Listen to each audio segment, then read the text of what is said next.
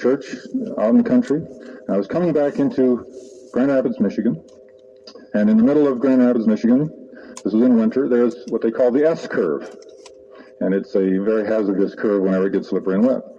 I entered the curve, and suddenly I saw 5 cars in an accident, all across this freeway. And I thought, my instantaneous thought was, there is no way that I can avoid an accident. I couldn't brake, I couldn't turn because of the icy road, and they were all in front of me. And the next thing I knew, I was on the other side of it. It boggled my mind at the moment, but until, again, like Jerry, I never told anybody. I never told my family. I went home for dinner and did not report this ever. Just thought that, you think that I must have misassessed this, that somehow there must have been an opening. But now as I think back of it, I think it qualifies as divine intervention. And it's a lot more fun that way, isn't it? It's more exciting. Okay, the belief in angels is nothing new. The interest in angels is nothing new. There used to be, in history, strong belief in angels. And if you look back through art history, you know that's true, because there's so much angelic presence in art. So that we're not entering something fresh and for the first time. We're getting back to something that had disappeared. Now maybe we should think about that. Why had the active belief in angels, died out so much? I think each of us, if we're Bible-believing Christians, or if you're a Bible-believing Jew, or you're Islam, I'm sure you're not, but the fact is, angels are lively parts of these religions too, very much so.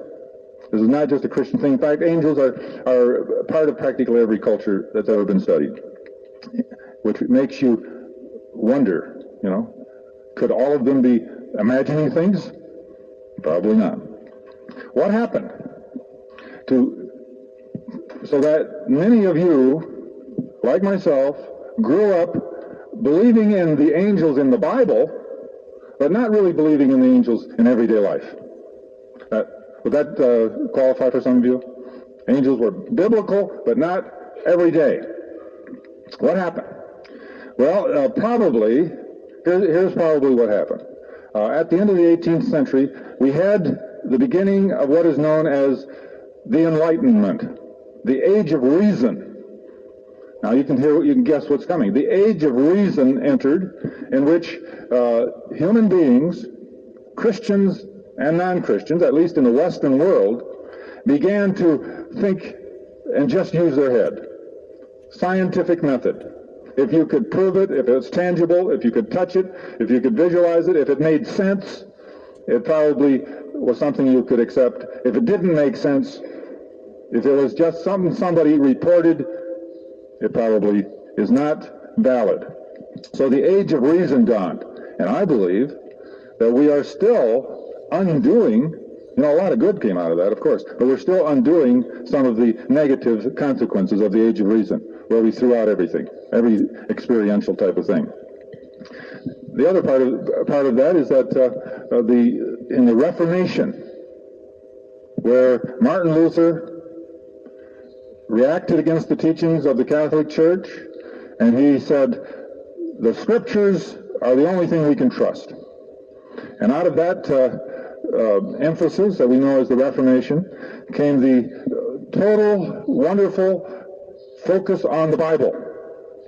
And we uncovered so much out of the Bible, and we said all this other stuff that the popes and priests and others are telling us, we cannot trust these, because the Scriptures had fallen into total disrespect. Nobody could read them. We just had to take the experts' word for it, and they didn't pay much attention.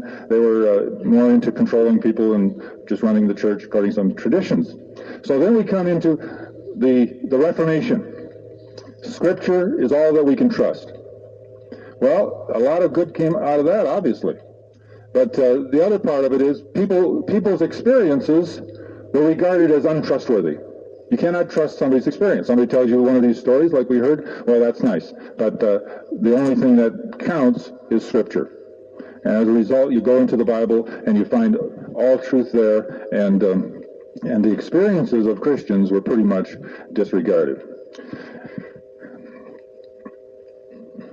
Now, what I would like to do in our time together in the next few weeks is kind of walk back and forth between noticing and looking at angelic encounters in Scripture and looking at some of these 20th century angelic encounters like we heard these wonderful stories today.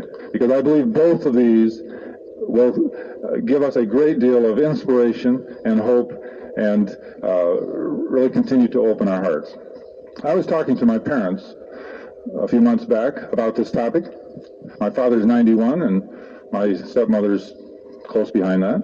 And I said to them, do you believe in angels? And they said, oh, yeah, sure, of course. Well, my dad's a pastor, he has to believe in angels. And I said, no, I mean, do you believe in angels today in everyday life? Oh, no, we don't believe in that. That's sort of what I expected, right? They are true to the Reformation. They almost were born at the Reformation. But the interesting and fascinating thing that happened, after they both said, oh, then I said, have you ever had an experience with an angel or anything like that? No. Things like that don't happen. They said no. Within 10 seconds, in my mother's mind, this was unrelated. She began to tell a story. She said, I do remember once, though, she said, when I was in college, and I had to walk home from choir practice late at night, and we had to go through this real scary neighborhood. Had scary neighborhoods then, too, already.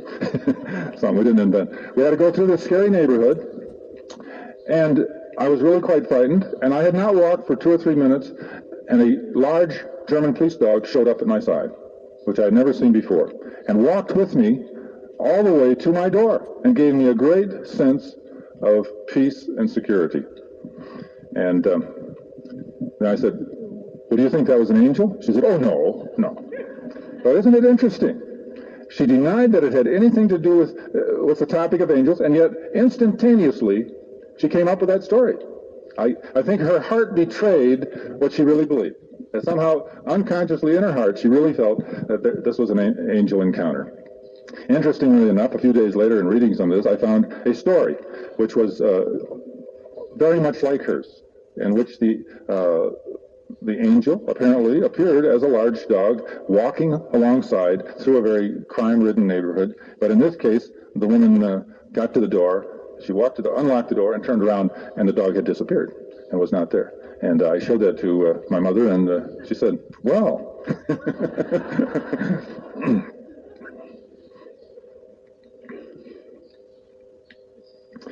Okay, well, the time is about up.